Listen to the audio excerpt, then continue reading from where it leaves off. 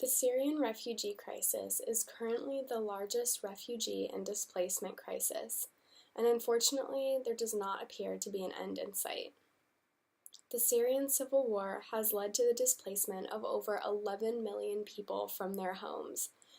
5.5 million Syrians have been forced to flee to countries that are completely foreign to them, leaving everything and everyone they know behind. And 5.6 million Syrians are displaced somewhere within Syria. These numbers are overwhelming, and the growing damages caused by the Syrian war make it hard for Syrians to even consider returning to the place that they once called their home. Currently, in the 8th year of the Syrian civil war, Turkey has taken the most refugees to date, at 3.4 million.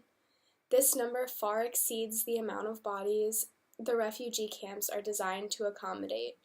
Due to the huge influx of Syrians in Turkey, tensions have been on the rise. Seeing as Turkey was already dealing with socio-economic and political tensions before the refugee crisis, the additional grievances caused by the Syrian refugees could easily lead to political disasters or social uproars. Roughly 95% of the Syrians seeking refuge in Turkey are living in urban areas near the Syrian border. In some cases, such as the city of Kilis, the Syrian refugees outnumber the Turkish residents. The increase in refugees has created competition for jobs and has put a strain on cultural differences, causing Turkish residents and officials to urge the refugees to return to Syria. Because of this, it is no surprise that intercultural tensions are rising in Turkey, creating ethnic rivalries, socioeconomic inequalities, and even anti-refugee violence. One of the places where the tensions between Turkish residents and Syrian refugees is most apparent is in the schools. Syrian refugee students are bullied at school by both their peers and face discrimination from other parents and teachers as well. Not only are the refugees discriminated against, but they're denied important medical attention, and in some cases, they're even afraid to be associated with their Syrian names, practices, and culture for fear of the scrutiny that they may face. They're fearful of their uncertain future in Turkey. After all the despair, hardship, and fear that the refugees have experienced, the last thing that they deserve is more negativity shown upon them. The Turkish government can create systems to seamlessly integrate the Syrian refugees into the Turkish communities in such a manner that does not impose on the Turkish people. This would help reduce rising tensions between the host communities and the refugees, and would also hopefully make the Syrian refugees feel more comfortable, stable, and welcome in Turkey while they call it their home.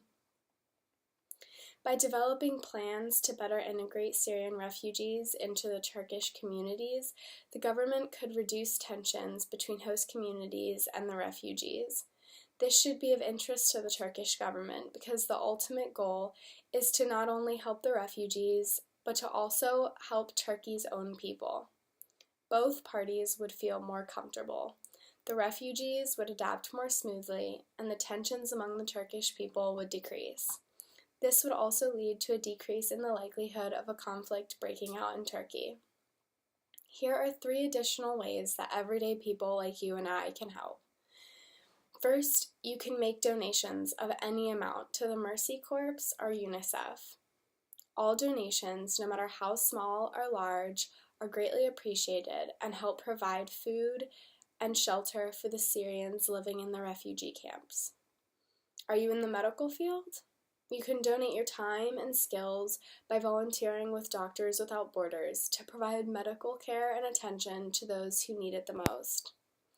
You can raise awareness. You can tell your friends, coworkers, and family members. Generating awareness starts conversations and helps educate as many people as possible on the subject of the Syrian refugees and the crisis in Turkey. Spreading awareness is one of the most easiest and effortless ways that you can help. It's as simple as informing your friend, your neighbor, or your family members. Thank you for your time.